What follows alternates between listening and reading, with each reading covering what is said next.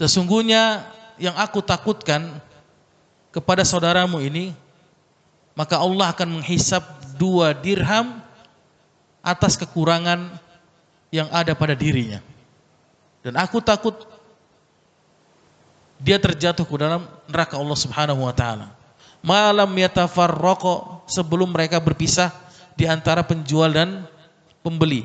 Fa in sadaqa, kata Rasul, maka jika dia jujur, maka jika dia benar, wa bayyana, dan dia transparan dalam menjual barangnya, burika lahuma, maka Allah akan berikan keberkahan terhadap mereka berdua.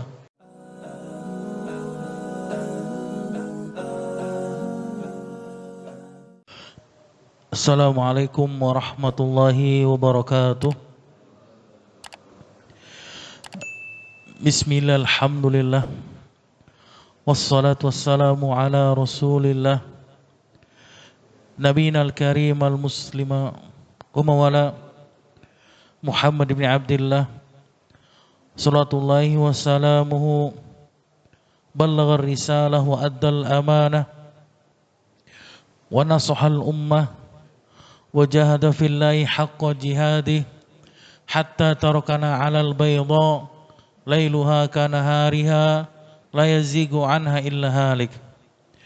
Salatullahi wa salamuhu wa ala alihi wa sahbihi wa man tabi'ahum bi ihsanin wa jihadin wa ittiba'in ila yaumiddin. Qala Allah ta'ala fi Qur'anil Karim, ya ayyuhalladzina amanu taqullaha haqqa tuqatih wa la tamutunna illa wa antum muslimun. Wa qala ta'ala, ya ayyuhan nasu taqu rabbakumul ladzi khalaqakum min nafsin wahidah wa khalaqa minha zawjaha wa bassa minhuma rijalan katsiran wa nisaa'a wattaqullaha alladzi tasaaluna bihi wal arham innallaha kana 'alaikum raqiba. Wa qala ta'ala, ya ayyuhalladzina amanu taqullaha wa qulu qawlan sadida yuslih lakum a'malakum wa yaghfir lakum dhunubakum wa may yuti'illaha wa rasulahu faqad faza fawzan 'azima. Amma ba'd. Rabbi israh li sadri wa yassir li amri wahlul 'uqdatam min lisani yafqahu qawli. Wa ba'd. Barakallahu fikum. Alhamdulillah, segala puji bagi Allah Subhanahu wa taala yang telah mempertemukan kita kembali di majlis ilmi yang mulia ini insyaallah taala dalam rangka sedikit mempelajari agama Allah Subhanahu wa taala dan berusaha untuk mengamalkan sunnah Rasulnya sallallahu alaihi wasallam. Salat dan salam kita curahkan kepada Nabi besar kita Muhammad sallallahu alaihi wasallam beserta para keluarganya, para sahabatnya dan pengikutnya. Barakallahu fikum. Kita akan lanjutkan pembahasan kita Syarah Riyadhus Shalihin yang bertema insyaallah taala kejujuran mendatangkan keberkahan. Maka dikisahkan salah seorang alim besar yang bernama Muhammad ibn Sirin rahimahullahu ta'ala. Beliau seorang tabi'in, ayahnya bernama Sirin, mantan budak dari sahabat Anas bin Malik radhiyallahu ta'ala anhu. Ya. Ayahnya menikah dengan Sofiyah, budak dari Abu Bakar As-Siddiq radhiyallahu ta'ala anhu. Maka beliau dari keturunan orang-orang yang soleh.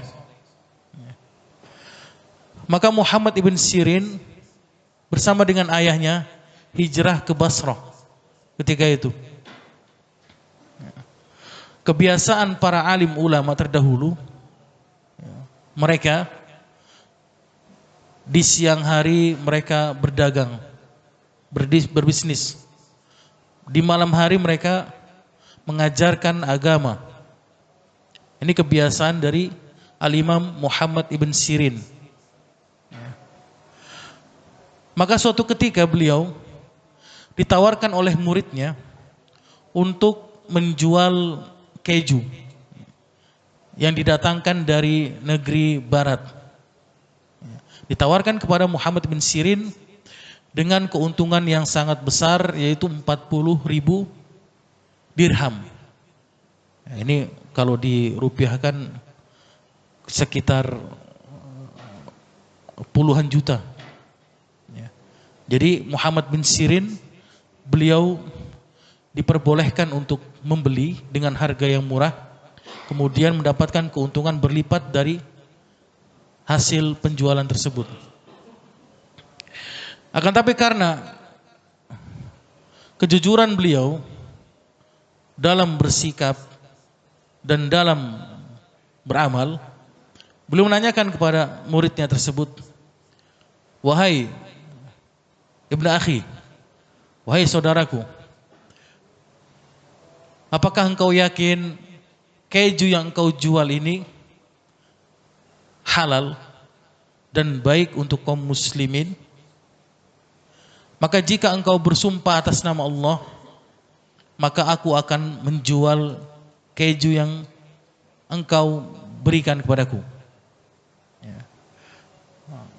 Mendengar ucapan Muhammad bin Sirin, maka muridnya tidak jadi, pergi dalam keadaan marah beliau. Kemudian datang lagi muridnya. Seperti biasa, pada zaman dahulu, jika ada salah seorang ulama yang dia berdagang, muridnya itu sambil membeli dagangannya bertanya perihal masalah agama, sampai muridnya itu lupa membayar 2 dirham kurang. Kemudian dia pergi, dipanggil oleh Muhammad bin Sirin, "Wahai saudaraku, engkau kurang 2 dirham." Muridnya nggak terima. "Wallahi ya Imam, sesungguhnya aku telah membayar semuanya atas dagangan yang aku beli darimu." Maka Muhammad bin Sirin mengatakan, "Wallahi, wahai saudaraku, engkau kurang 2 dirham." Terjadilah keributan di antara mereka berdua.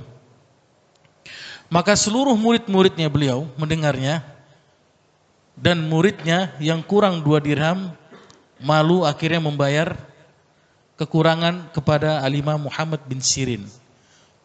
Murid-muridnya heran, kenapa Muhammad bin Sirin ini 40.000 dirham beliau rela lepaskan dari tangannya.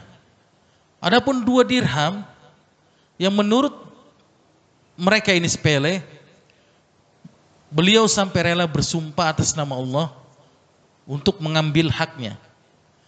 Maka ditanyakanlah kepada murid-muridnya perihal kejadian tersebut, maka beliau mengatakan, "Wallahi, wahai saudara-saudaraku, sesungguhnya yang aku takutkan kepada saudaramu ini, maka Allah akan menghisap 2 dirham atas kekurangan yang ada pada dirinya.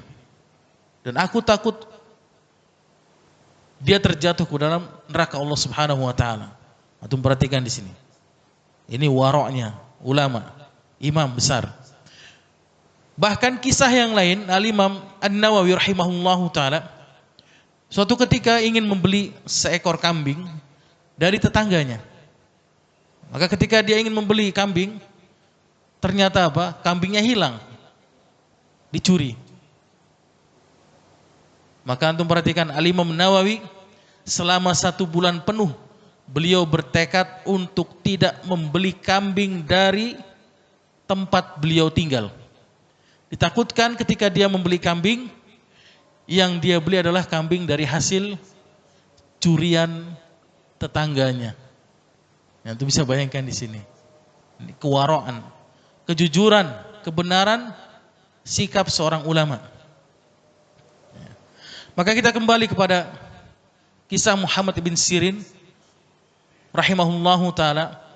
Suatu ketika muridnya datang kepada Muhammad bin Sirin mengeluhkan kejadian Hajjaj ibn Yusuf As-Saqafi.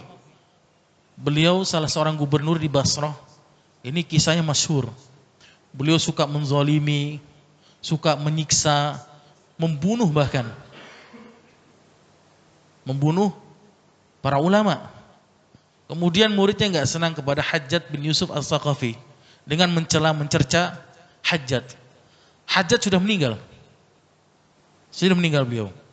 Maka antum perhatikan nasihat Al-Imam Ibnu Sirin kepada muridnya.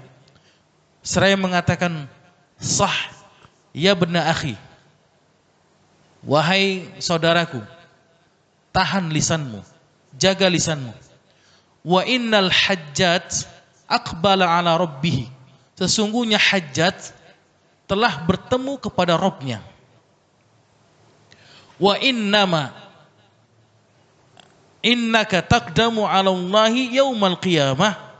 Dan sesungguhnya engkau juga akan datang menyusul Hajjaj dan bertemu dengan Rabb pada hari kiamat. Satajidu anna ahqaradz dzam minadz dzunubika asyarru ala nafsika min a'zami fi'lihi al-Hajjaj. Maka engkau akan menemukan kelak pada hari pembalasan di mahkamah Allah Subhanahu wa taala sikap yang engkau remehkan, dosa kecil yang engkau remehkan ini, yaitu dengan menghina Hajjaj ketika engkau hidup, merupakan dosa yang paling besar di hadapan Allah Subhanahu wa taala atas perbuatanmu terhadap Hajjaj, yaitu beliau mencerca, menghina Hajjaj ibn Yusuf As-Saqafi. Fakullu mri'in sya'nun yughnihi. Dan setiap manusia, kata Muhammad bin Sirin, akan menanggung seluruh amalan-amalan yang dilakukannya selama di dunia. Wa'lam, maka ketahui oleh engkau wahai saudaraku, annallaha, sesungguhnya Allah Subhanahu wa taala, sayakhtassu minal Hajjaj mimman zalamahum. Allah akan menghukum, mengadili Hajjaj atas apa dosa yang telah dilakukan, kezaliman terhadap mereka. Jadi Allah tidak akan tinggal diam jemaah terhadap dosa yang telah dilakukan oleh Hajjaj ibn Yusuf As-Saqafi. Di antaranya beliau membunuh para ulama, para tabi'in dan yang lainnya. Wa yakhtassu lil Hajjaj, dan Allah Subhanahu wa taala tidak akan tinggal diam. Kata Muhammad bin Sirin, mimman yadhlimunahu, terhadap orang-orang yang berbuat zalim terhadap Hajjaj ibn Yusuf. Jadi Allah tidak akan tinggal diam. Jadi Allah bersikap adil. Siapapun dia yang dia berbuat kezaliman kepada makhluknya, maka dia akan bertanggung jawab atas dosa-dosanya. Maka antum perhatikan di akhir perkataan Al-Imam Muhammad bin Sirin, fala tashghilanna nafsaka ba'dal yaumi bisabbi ahadin. Maka janganlah engkau sibukkan dirimu, wahai saudaraku, setelah hari ini dengan mencela siapapun di antara manusia. Itu bisa bayangkan di sini. Gubernur yang sudah wafat, kezalimannya melipat ganda, bahkan membunuh para ulama. Akan tapi Muhammad ibn Sirin menasihati muridnya agar tahan lisan. Sebesar apapun dosa yang telah dilakukan oleh orang yang sudah meninggal, maka tidak akan memberikan manfaat bagi kita untuk mencelanya. Ya. Maka apa yang kita lakukan? Kita doakan dia supaya Allah mengampuni dosanya, Allah memberikan rahmatnya, ampunannya. Jangan sekali-sekali kita berbuat zalim dengan menghina dan mencela kaum muslimin yang sudah wafat di antara kita. Kemudian salah seorang muridnya menawarkan Al-Imam Muhammad ibn Sirin dagangan madu.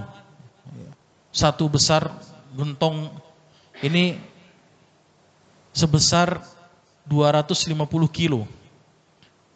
dijual kepada Muhammad bin Sirin dengan harga 40.000 dirham dengan pembayaran tempo, yaitu 2 minggu. Maka qaddarallahu ma syaa fa'al, beliau lupa untuk menutup apa? Gentong yang ada di madu tersebut. Masuk tikus. Masuk tikus, Anda perhatikan. Tikus masuk kemudian mati. Di pagi harinya Muhammad ibn Sirin kaget melihat tikus yang sudah mati mengambang di dalam gentong madu tersebut. Maka antum perhatikan di sini, kalau kita ini ya, kita tinggal ambil tikusnya, buang, bersihin, jual. Selesai masalah, dapat untung kita. Benar nggak? Tapi Muhammad bin Sirin apa yang dilakukan oleh beliau? Dia perintahkan pelayannya untuk membuang seluruh madunya yang dia berhutang dengan muridnya. Dibuang. Dialirkan ke sungai. Maka datang muridnya untuk menagih. Wahai imam, kemana hakku? Berikan hakku. Kata Imam Muhammad bin Sirin, aku tidak memiliki apa-apa kecuali barang-barang yang tersisa pada diriku. Maka ambillah olehmu jika engkau berkehendak. Untuk apa menagih hutang 40.000 dirham? Apa kata muridnya? Kalau begitu aku berikan engkau waktu 2 minggu lagi. Setelah 2 minggu datang lagi muridnya. Sama seperti hal yang dilakukan oleh muridnya, meminta haknya. Kemudian muridnya tidak terima, menjebloskan gurunya, ya, syekhnya, imamnya ke dalam penjara karena sebab apa? Hutang 40.000 dirham. Ya. Dimasukkanlah Muhammad bin Sirin ke penjara. Hakimnya adalah muridnya beliau. Hakimnya, muridnya Al-Imam Muhammad ibn Sirin, dengan mengatakan, wahai imam, ada apa ini sebenarnya? Kata hakimnya, sesungguhnya kami muliakan engkau adalah guru kami. Apa kata Muhammad bin Sirin? Tunaikan hakmu dan penjarakan aku. Itu bisa bayangkan di sini. Maka beberapa waktu tahun beliau di penjara. Penjaga sipir kasihan melihat gurunya ini sudah tua. Ya. Kemudian memerintahkan Muhammad bin Sirin untuk apa? Wahai imam, engkau kami bebaskan di waktu malam hari bertemu dengan istrimu, dan di pagi hari engkau kembali ke tempat ini. Apa kata Muhammad bin Sirin? Kalau kita nih misalnya nih, wah enak banget ya, kita bisa di penjara kemudian kita malamnya pulang bertemu dengan istri. Muhammad bin Sirin tidak seperti itu. Beliau mengatakan, wallahi, wahai saudaraku, sambil memegang kerangkeng penjara, sesungguhnya yang aku takutkan dari umat ini adalah mereka tidak berbuat jujur atas dirinya. Kemudian Anas bin Malik, tuannya, ayah dari Muhammad bin Sirin, wafat, dan dia meminta agar yang memandikan, menyolatkan, menguburkan, mengurus jenazah Anas bin Malik adalah anaknya Muhammad bin Sirin. Maka diperintahkanlah salah seorang tabi'in datang kepada beliau untuk mengurus jenazah Anas bin Malik. Apa kata beliau?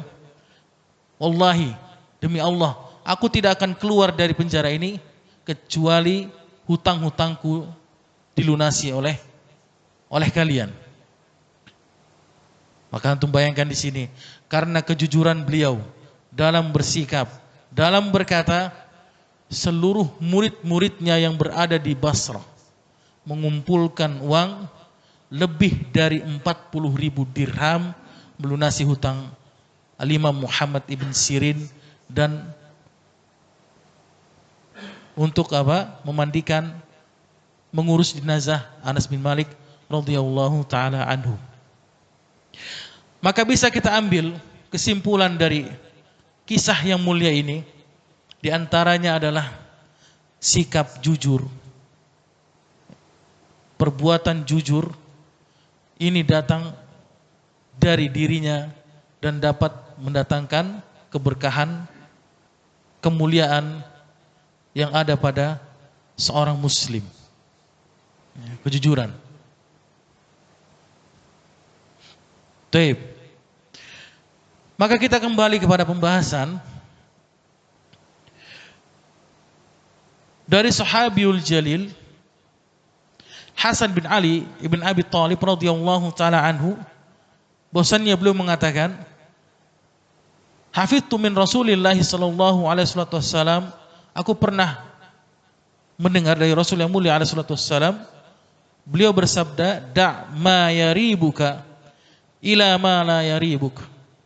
Tinggalkanlah sesuatu yang meragukan atas dirimu kepada sesuatu yang tidak meragukanmu.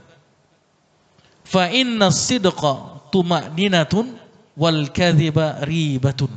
Sesungguhnya kebenaran, kejujuran adalah ketenangan di dalam hati, dan kedustaan adalah keraguan dan keresahan di dalam hati seorang muslim.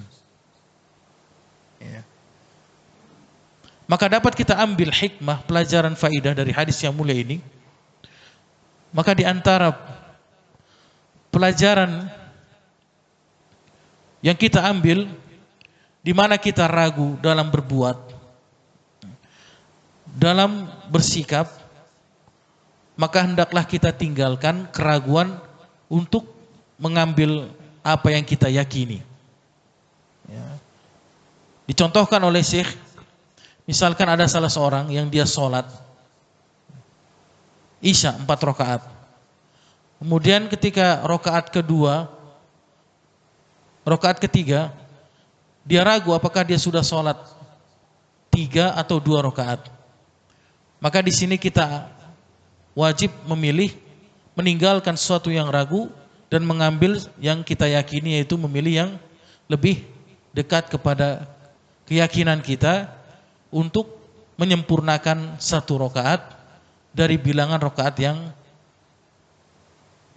terlupakan oleh diri kita.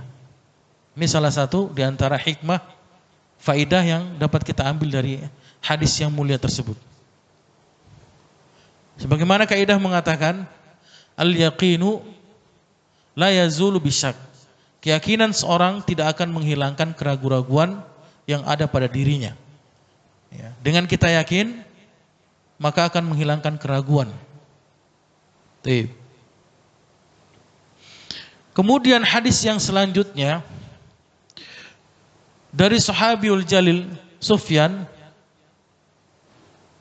bahwasannya beliau mengatakan, Rasul yang mulia alaihi wassalam pernah bersabda, seraya mengatakan, u'budullaha wahdah wa la tusyriku bihi syai'a. Sembahlah Allah Subhanahu wa taala dan janganlah engkau menyekutukan Allah dengan sesuatu apapun. Watruku ma yaqulu aba'ukum, dan tinggalkanlah apa yang telah dikatakan oleh bapak-bapak kalian. Wa ya'muruna bis-shalah, dan Rasul memerintahkan kami untuk apa? Salat yang pertama. Kemudian was-sidq, dan Rasul memerintahkan kami untuk berbuat jujur, kebenaran. Wal afaf, kemudian Rasul memerintahkan kami untuk menjaga kesucian yang ada pada kami. Wassilah, dan Rasul memerintahkan kami untuk menyambung tali silaturahmi di antara kami. Ini perintah Rasul kepada seluruh kaum muslimin. Yang pertama, sembahlah Allah dan janganlah engkau menyekutukan Allah dengan sesuatu apapun. Dan tinggalkanlah perkataan apa-apa yang ada pada bapak-bapak kalian yang menyelisihi syariat yang mulia. Ini perintah Rasul. Kemudian yang ketiga, Rasul memerintahkan kami untuk sholat. Yang keempat, Rasul memerintahkan kami untuk berkata jujur, berbuat jujur. Yang kelima, menjaga kesucian. Dan yang keenam, menjaga dan menjalin tali silaturahmi di antara kalian.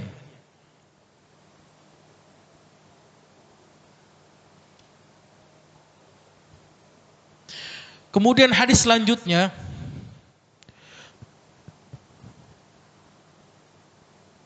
Rasul yang mulia alaihi salatu wassalam mengkhabarkan dalam hadis yang sahih, beliau mengatakan, "Man sa'alallaha ta'ala asy-syahadata bisidqin, ballaghahu Allahu manazilas syuhada. Wa in mata ala firashihi." Barang siapa yang dia memohon, meminta kepada Allah Subhanahu wa taala mati syahid bisidqin, dengan jujur di dalam hatinya, ballaghallahu manazilas syuhada, maka Allah Subhanahu wa taala akan menempatkan dirinya bersama dengan orang-orang yang syahid. Wa in mata ala firashihi, kata Rasul, walaupun dia mati di atas kasurnya.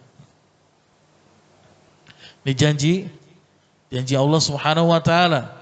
Siapa aja seorang muslim yang dia benar-benar berdoa meminta kepada Allah Subhanahu wa taala, mati syahid, mati dalam keadaan syuhada, maka Allah Subhanahu wa taala akan mengumpulkan dirinya bersama dengan orang-orang yang syahid di antara mereka.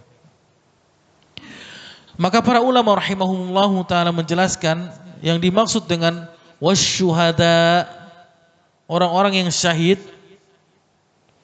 mereka menafsirkan pendapat yang pertama adalah annahum al-ulama, mereka adalah para ulama.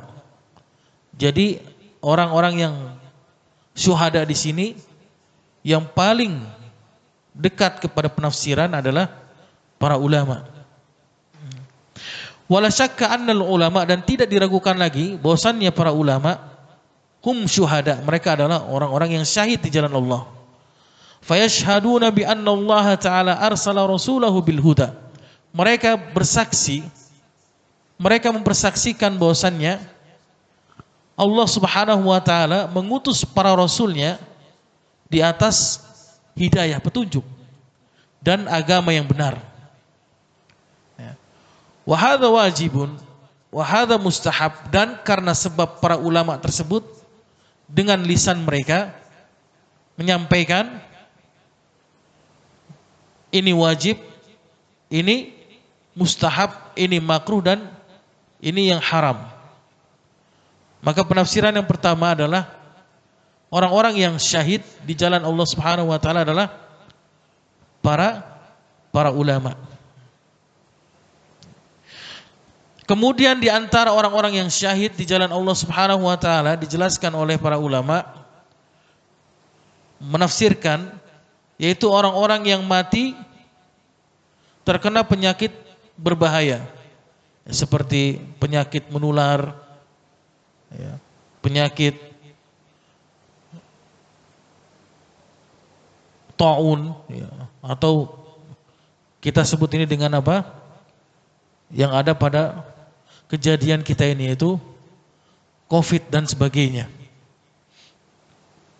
Atau misalkan seorang yang mati penyakit perut, ini masuk dalam kategori syahid. Kemudian orang yang terbakar, ini mati dalam kategori syahid ya. Kemudian orang-orang yang tenggelam, syahid.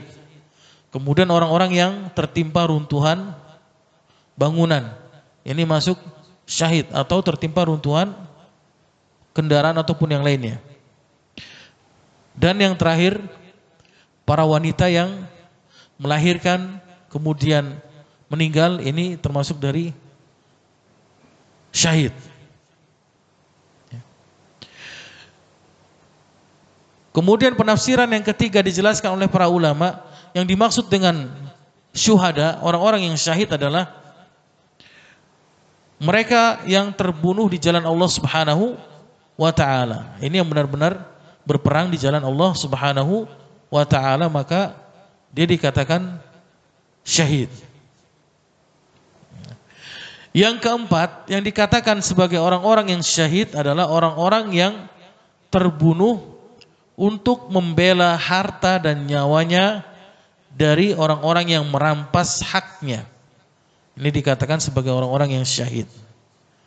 Maka ketika itu salah seorang sahabat pernah bertanya kepada Rasul,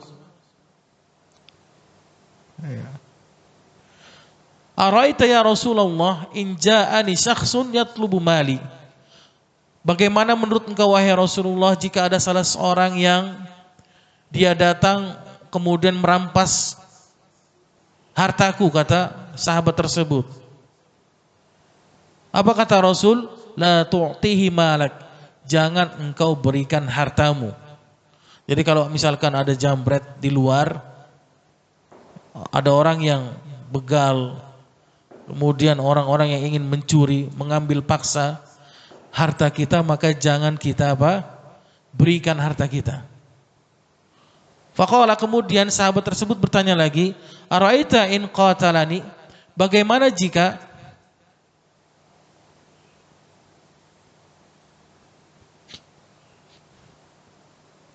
aku terbunuh?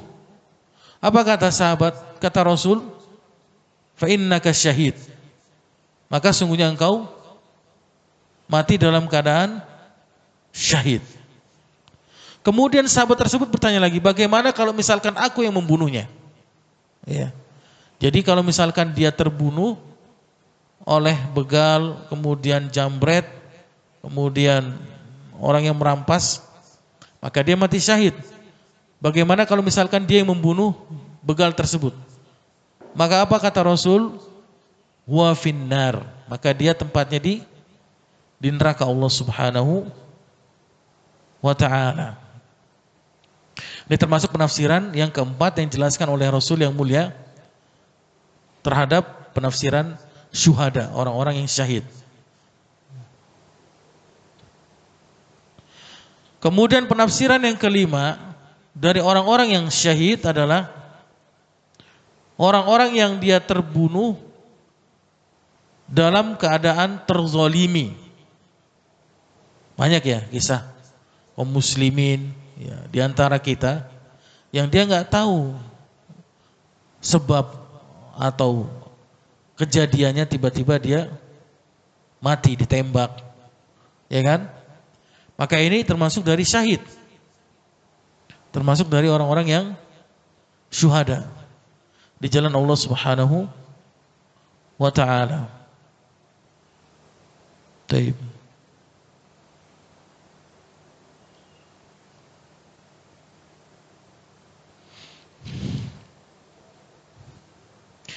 Kemudian hadis selanjutnya dari sahabiul jalil Abu Hurairah radhiyallahu taala anhu, bahwasannya beliau mengatakan Rasul yang mulia alaihi salatu wassalam bersabda, ada salah seorang nabi dari nabi-nabi Allah Subhanahu wa taala, yaitu dari Bani Israel, yang dia berperang bersama dengan kaumnya. Faqala liqaumihi, kemudian dia berkata kepada kaumnya, la yatba'anni rajulun malaka but'a imra'atin wa huwa yuridu an yabna biha wa lamma baini biha. Janganlah salah seorang di antara kalian ikut berperang bersama denganku, kata Nabi tersebut, yang dia baru menikah. Ini ajaran Nabi sebelum Rasul kita yang mulia diutus. Jadi pada zaman sebelum Rasul diutus, ini orang yang baru menikah ini dilarang untuk ikut berperang bersama dengan Nabi tersebut. Kemudian yang kedua, wala ahadun bana buyutan lam yarfa suqufaha. Dan janganlah salah seorang di antara kalian yang ikut berperang bersama denganku yang dia baru menyelesaikan untuk membangun atap rumahnya. Nah, itu bayangkan di sini. Ya, kalau kita ini kalau misalkan lagi pembangunan ya rumah, kemudian kita seruan jihad, waduh ini belum selesai ini, ya kan, tanggung. Hutang-hutang masih banyak dan sebagainya. Jadi pada zaman Nabi terdahulu sebelum Rasul diutus ini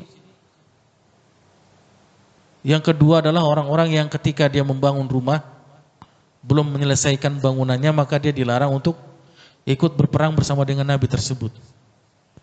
Kemudian orang yang ketiga, wala ahadun ishtara ghanaman au khalifatin wa huwa yantadhiru auladaha.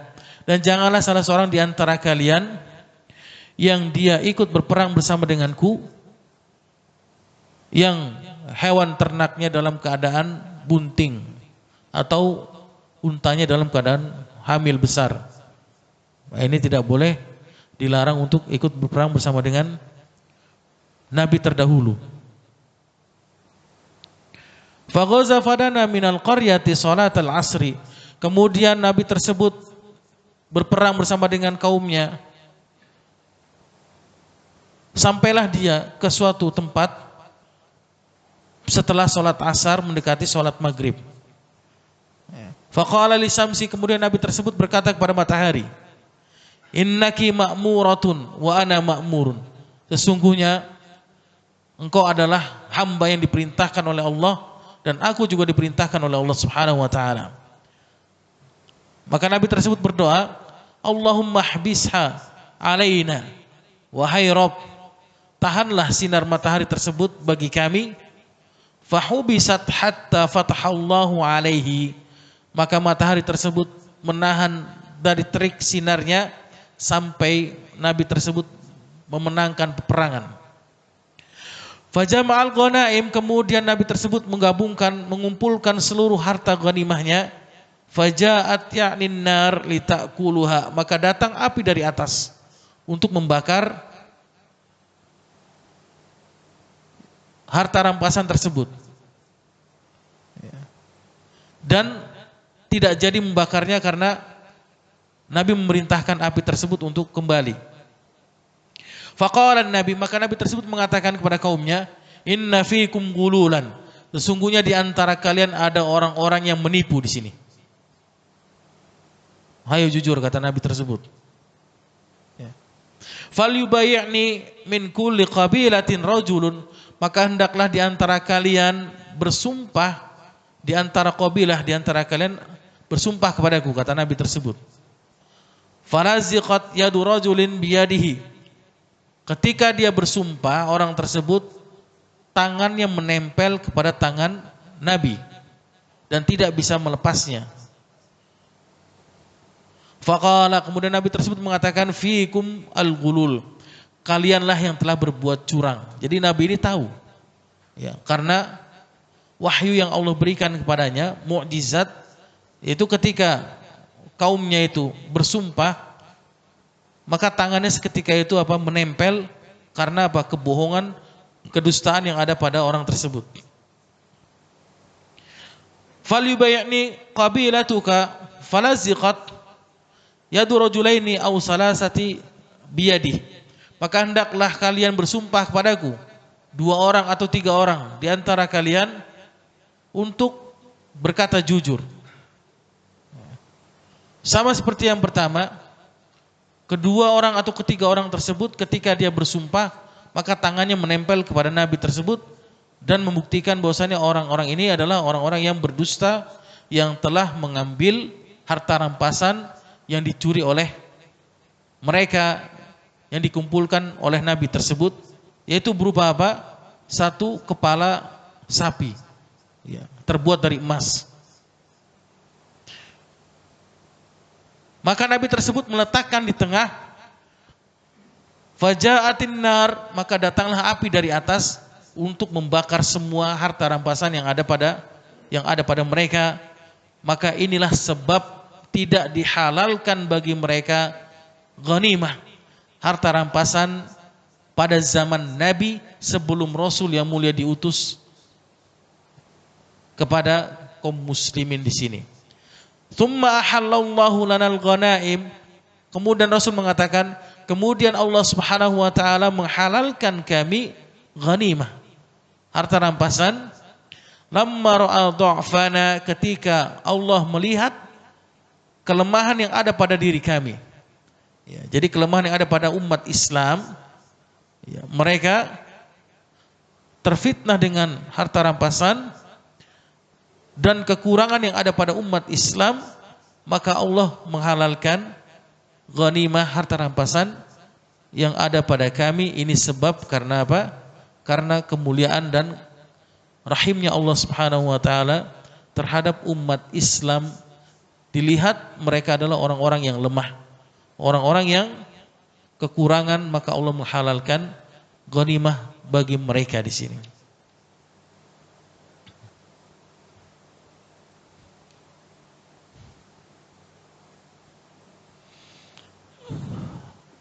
Maka hadis yang terakhir pada pembahasan kejujuran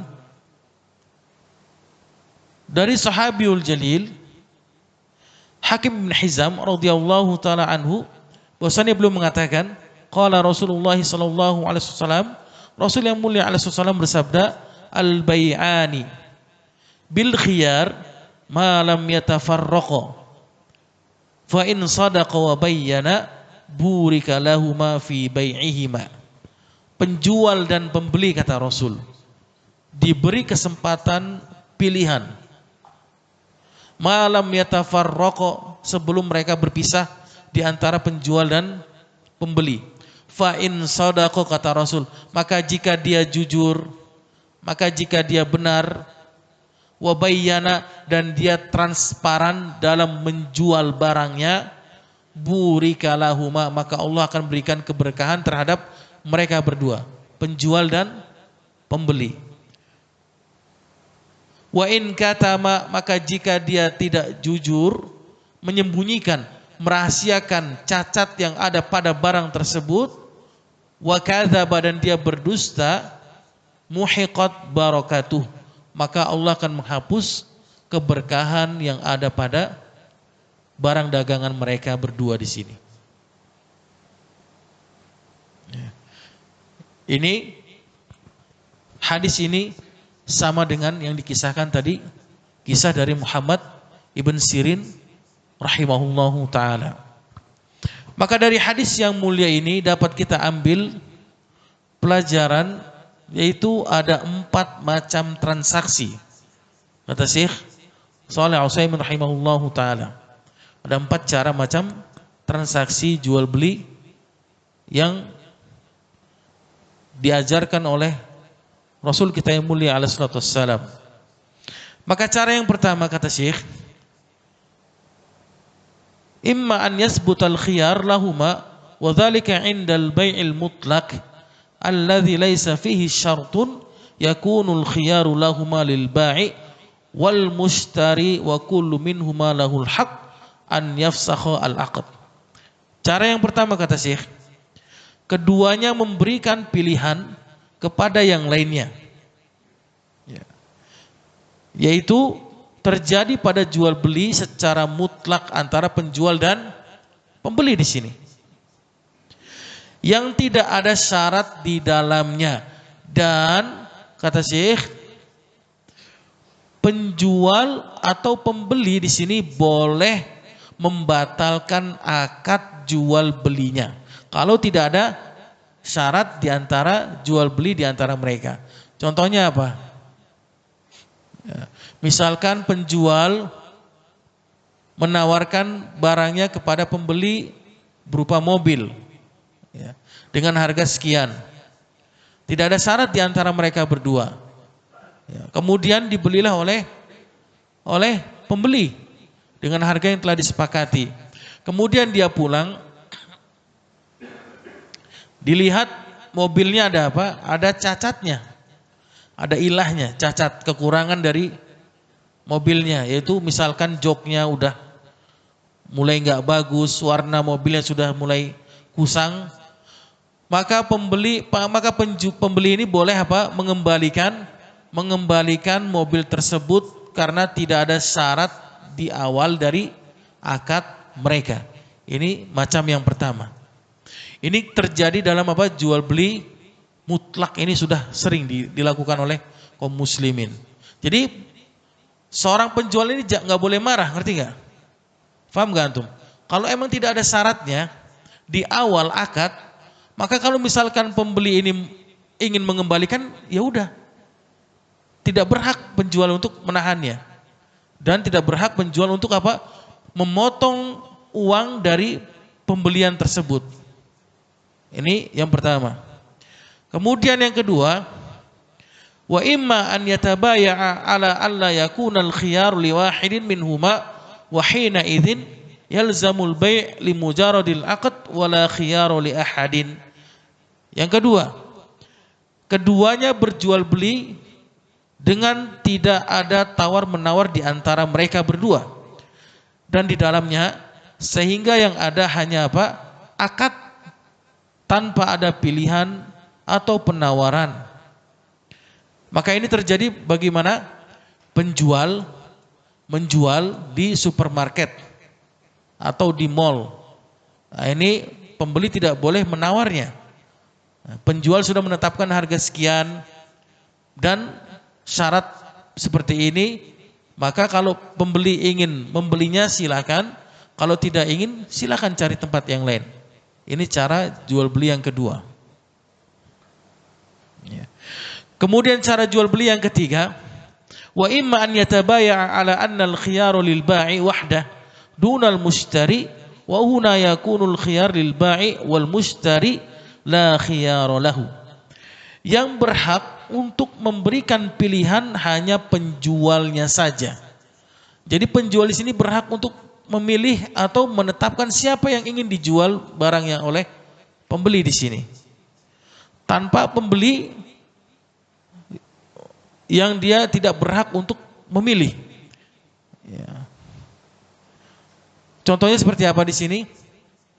Ada yang tahu nggak? Jual beli lelang. Ini contoh yang ketiga. Jual beli lelang. Jadi penjual bebas untuk menjual kepada siapapun yang dia inginkan dengan harga yang tinggi kepada pembeli, kepada si A, si B ataupun si C. Bebas dia. Ini cara yang ketiga. Kemudian cara yang keempat terakhir kata Syekh, wa imma an yatabaya' ala anna al-khiyaru lil mushtari.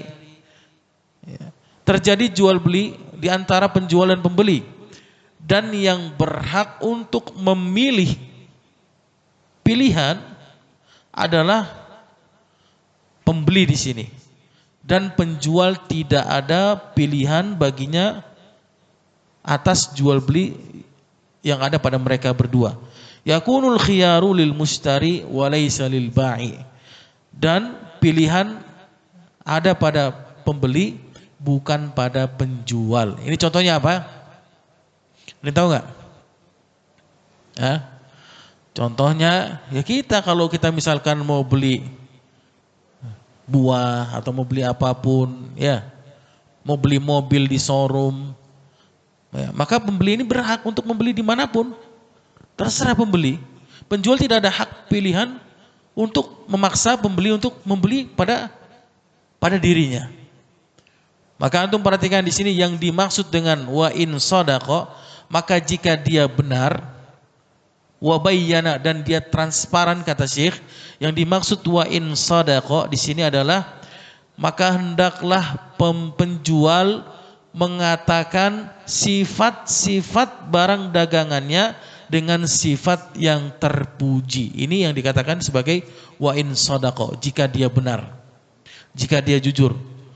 Wabayyana, yang dimaksud dengan wabayyana di sini transparan, maka hendaklah dia apa? Menjelaskan kepada pembeli sifat-sifat yang buruk yang ada pada barang dagangannya tersebut.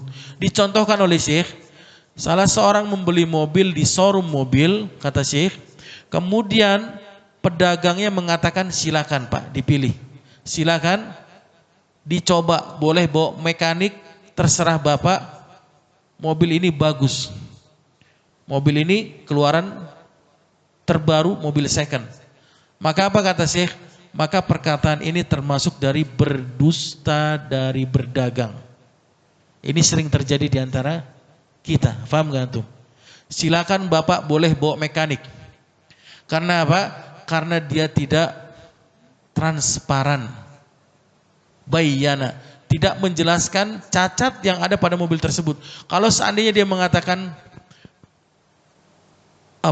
kaki-kaki yang ada mobil tersebut sudah nggak enak, maka pembeli otomatis nggak jadi beli. Dan ini termasuk kebohongan dan menyembunyikan ilah, cacat, dan hilang keberkahan yang ada pada jual beli mereka berdua. Wallahu ta'ala a'la wa alam. Insyaallah kita akan lanjutkan pada pertemuan akan datang, yaitu bab al-muraqabah, merasa selalu diawasi oleh Allah Subhanahu wa taala. Bab yang kelima dari kitab Riyadhus Shalihin. Wallahu ta'ala a'la wa alam. Barakallahu fikum.